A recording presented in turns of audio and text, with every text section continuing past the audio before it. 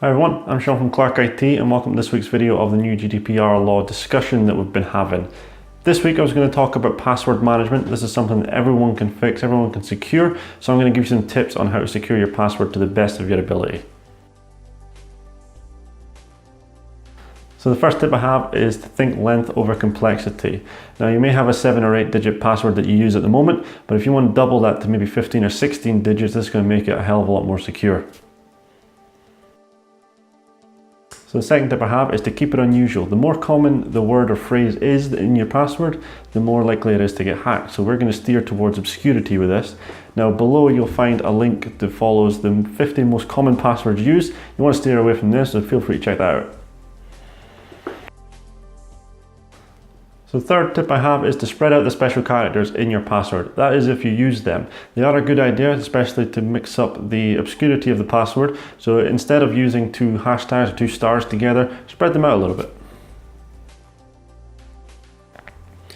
So these days you need a password for just about everything that you log into online. So a lot of people are using the same password for several different services. Now I'm going to strongly advise against this and say you need a different password for everything. It does pose problems in the idea that you need to remember them all, but we do have solutions for that for the next one.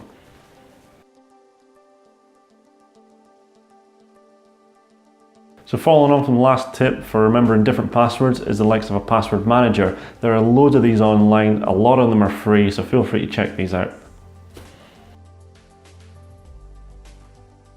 So the last tip I have is 2-factor authentication. A lot of services are using these. For example, the one that I steer to most is Google. Whenever I log into my Google Mail, it pings my phone to tell me that I'm accessing it.